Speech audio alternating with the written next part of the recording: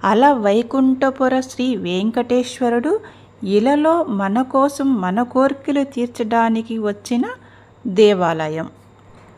ఓం నమో వెంకటేశాయ. క్షేత్రదర్శినికి స్వాగతం. ఈరోజు ఒక ప్రముఖ దేవాలయం గురించి మీకు చెప్పడానికి వచ్చానండి. ఈ గుడి చాలా చాలా బాగుంది. స్వామివారిని చూస్తున్నారు కదా, నిలువెత్తు విగ్రహం, కన్నులు రెండు చాలట్లేదు ఎంత చూసినా కూడా. ఇదిగో ఈ ప్రవేశ ద్వారం చూడండి. ఈ స్వామివారి గుడి లోపలికి వెళ్ళడానికి ఇదే ప్రవేశ ద్వారం.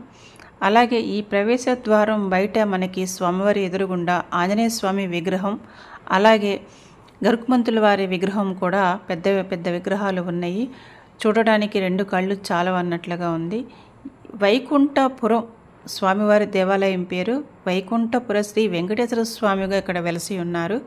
అది కూడా ఒక భక్తుడి కలలో సర్పరూపంలో కనిపించి స్వామివారు ఇక్కడ నేను వేంచేస్తాను అని చెప్పారట. అలాగే గుడి కట్టించమని చెప్పారట. ఇక్కడే నేను వెలుస్తానని చెప్పారట. అలాగే స్వామివారు సర్పరూపంలో కూడా ఇక్కడ వెలిశారు. శ్రీ కళ్యాణ వెంకటేశ్వర స్వామి లాగా శ్రీ వెంకటేశ్వర, లక్ష్మీ, పద్మావతులతో ఇక్కడ విగ్రహాలను ప్రతిష్ఠించారు. ఇదిగో చూడండి, స్వామివారి గుడి ముందుట ఆంజనేయ స్వామి అలాగే గరుత్మంతుడు కూడా ఉన్నారు. చాలా పెద్ద విగ్రహాలండి. చాలా చాలా బాగుంది గుడి అయితే. చూడగానే ఒక పాజిటివ్ వైబ్రేషన్ అయితే నాకు అనిపించింది. జనం చాలామంది వచ్చారు ఈరోజు. నేను ప్రత్యేకంగా వెళ్ళి వీడియో తీద్దాం అనుకున్నాను, కానీ లోపల జనం చాలామంది ఉన్నారు. సో ఎలా చేయలేదు, బయట తీయడం జరిగింది. ఆ బయట తీసిన ఈ కొంచెం వీడియోనే చూడడానికి రెండు కళ్ళు చాలవన్నట్లుగా అనిపించిందండి. ఇక్కడ లోపల స్వామివారి కళ్యాణం కూడా జరుగుతుంది ఈరోజు. భక్తులు చాలామంది ఆ కళ్యాణంలో పాల్గొన్నారు. ఇదిగో ఈ సర్పరూపంలో ప్రతిష్ఠించారండి. స్వామివారి కళలో ఏ రూపం అయితే వచ్చిందో ఆ రూపంలో ఇక్కడ స్వామివారిని ప్రతిష్ఠించారు. ఈ స్వామివారిని కూడా నేను బయట నుంచి వీడియో తీయాల్సి వచ్చింది, లోపలికి అనుమతి లేదు.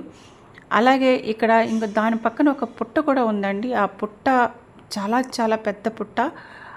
చూస్తేనే ఒళ్ళంతా ఒకసారి గగురు పొడిచినట్టుగా అనిపించింది. నిజంగా అక్కడ చాలా కోరికలు నెరవేరుతాయి అంటే ధర్మబద్ధంగా కోరిన కోరికలు తప్పకుండా నెరవేరుతాయి అంట. అంటే ఎవరికైనా చెవులు వినిపించకపోవడం కానివ్వండి, లేదా మాట సరిగా రాకపోవడం వల్ల కానివ్వండి, చూపు సరిగా లేకపోవడం వల్ల కానీ, అంటే చిన్నపిల్లలకి అట్లాగా పుట్టిన టైంలో అట్లాగ వస్తుంటాయి కదా, అలాగే ఏదైనా కూడా, అలాగే హెల్త్ ఇష్యూలు ఉన్నా కానీ, లేదా ఇంట్లో సమస్యలు ఉన్నా కానీ, లేదా ఆర్థికంగా ఇబ్బందులు ఏమైనా ఉన్నా కానీ ఇక్కడ స్వామివారికి ధర్మబద్ధంగా స్వామి మేము ఇబ్బందుల్లో ఉన్నాము, మా ఇబ్బందుల నుంచి బయట పడవేయండి అని అడిగితే తప్పకుండా ఆయన ఆ కోరిక నెరవేరుస్తారట. అది ఎవరికి ఇబ్బంది లేని ఉండనటువంటి కోరిక ఉండాలి. మన ఇంట్లో మనకు సమస్యలు, మన ఆర్థికంగా, లేకపోతే మనకి హెల్త్ ఇష్యూలు ఇట్లా, లేకపోతే మనం ఏదైనా జాబ్ కోసం ట్రై చేస్తుంటే అవ్వకపోవడం, ఏదైనా బిజినెస్లో ఉంటే లోటుపాట్లు రావడం, అట్లా అనమాట. అట్లా ఏదైనా ధర్మబద్ధంగా మన గురించి. ఇక్కడ భూవరాహస్వామి గుడి కూడా ఉందండి. లోపల చిన్న ఆలయం చాలా అద్భుతంగా ఉంది. ఆకాశాన్ని అంటే ఈ ధ్వజస్తంభం చూడగానే చాలా అద్భుతం అనిపించింది. అలాగే ఇక్కడ స్వామివారు సర్పరూపంలోనే కాకుండా ఇంకా గరుడ రూపంలో కూడా ఉన్నారు. లోపల చూస్తే మీరు చాలా ఆశ్చర్యపోతారు. చాలా చాలా నాకు ఆ విగ్రహం ముందు నుంచి పక్కకు వెళ్ళాలని అనిపించలేదండి. చాలా బాగుంది.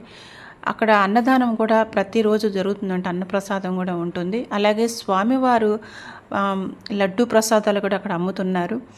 ఇబ్బంది లేదండి. ఇక్కడ అన్నప్రాసనలు జరుగుతున్నాయి, అట్లాగే పెళ్ళిళ్ళు కూడా జరుగుతాయి అంట. మిగతా ఏదైనా శుభకార్యాలు అట్లా అన్నీ కూడా జరుగుతూ ఉంటాయి, వ్రతాలు జరుగుతూ ఉంటాయి అంట. చాలా చాలా పవిత్రమైన దేవాలయం, ప్రముఖ దేవాలయము, స్వామివారి కోరికలు నెరవేర్చే దేవాలయం. ఇక్కడ హిస్టరీ కూడా ఉంది. అది సింపుల్గా మీకు ఆల్రెడీ చెప్పాను నేను. 1961లో సర్పరూపంలో స్వామివారికి భక్తుడికి కలలో కనిపించి ఇక్కడ వెలుస్తాను, విగ్రహ ప్రతిష్టాపన గుడి ప్రారంభం చేయాల్సిందిగా ఆయన చెప్పారు. ఆయనే విరాళాలు సేకరించడానికి కూడా ఆయనే దారి చూపించారట. ఆ స్వామివారు ఇక్కడ వెలవాలని ఆయన కోరుకున్నారు. అలాగే తర్వాత 1961లో స్టార్ట్ అయిన ఈ గుడి 1972లో వైకానస ఆగమనం ప్రకారం ఇక్కడ ప్రతిష్టాపన అది జరిగి పూజా కార్యక్రమాలు జరగటం మొదలైనవి అన్నమాట. కనుక మీరు ఈ ప్రదేశం ఎక్కడ అని మీరు ఆలోచిస్తున్నారు కదా, ఇంతకీ ఏమీ చెప్పట్లేదు ఈవిడ అని. ఇది ఎక్కడో కాదండి, చాలా దగ్గర. మన ఆంధ్రప్రదేశ్లో తెనాలి స్టేషన్ నుంచి, తెనాలిలో స్టేషన్లో దిగితే లేదా బస్టాండ్లో తెనాలి బస్టాండ్లో దిగినా కూడా అక్కడి నుంచి 30 రూపాయలు ఆటో మనిషికి తీసుకుంటారండి. ఎవరన్నా ఒక్కొక్క కుటుంబం వెళ్ళొచ్చు, లేదా భార్యాభర్తలు వెళ్ళొచ్చు. చక్కగా వాళ్ళ ఎవరి కోరికలు ఉన్నా కూడా స్వామివారి ముందుకు వెళ్ళి చేయి చాసి అర్థిస్తే ఆయన తప్పకుండా మన కోరికలు తీరుస్తారని నాకు కూడా అనిపించింది. ఒక వైబ్రేషన్ అయితే ఉందండి, చాలా ప్రశాంతంగా అనిపించింది అక్కడ దేవాలయం. అక్కడ నిజంగానే ఒక శక్తి ఉన్న ఫీలింగ్ అయితే మనకి అనిపించింది. స్వామివారు అక్కడ ఉన్నారు అని ఒక కోరిక.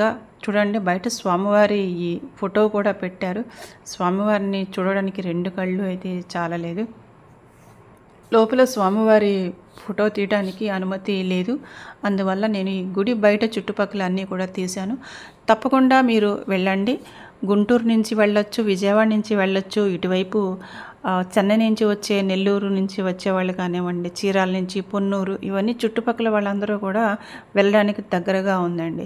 ఒకసారి వెళ్ళి చూడండి. ఇక్కడ స్వామివారి గరుడు అండి. నిజంగా ఆ గరుడు కళ్ళల్లో చూస్తూ ఉంటే ఒకలాంటి మెస్మరైజ్ అనేది కనిపించింది. స్వామివారి ముందు నేను చాలాసేపు అలాగే ఉండిపోయాను. పక్కకి వెళ్ళాలి అనే ఆలోచన కూడా నాకు రాలేదు. అలాగే కొద్దిసేపు వీడియో తీస్తూ ఉండిపోయాను. చాలా గుడి అయితే చాలా అద్భుతంగా ఉందండి. తప్పకుండా మీరు ఈ తెనాలి వైకుంఠపురం శ్రీ వెంకటేశ్వర స్వామి వారిని తప్పకుండా దర్శించండి.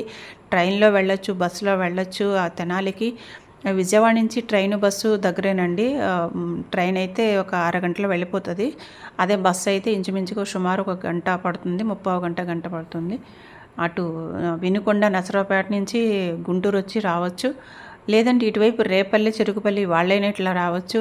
ఇట్లా చుట్టుపక్కల అన్నీ కూడా దగ్గరేనండి. తప్పకుండా ఒక్కసారి మీ కుటుంబ సభ్యులందరూ కలిసి స్వామివారిని దర్శించి వారి ఆశీస్సులు పొందండి. ఓం నమో వెంకటేశాయ. ప్లీజ్ తప్పకుండా లైక్ చేయండి, షేర్ చేయండి మరియు సబ్స్క్రైబ్ చేసుకోండి. ప్లీజ్ ధన్యవాదములు.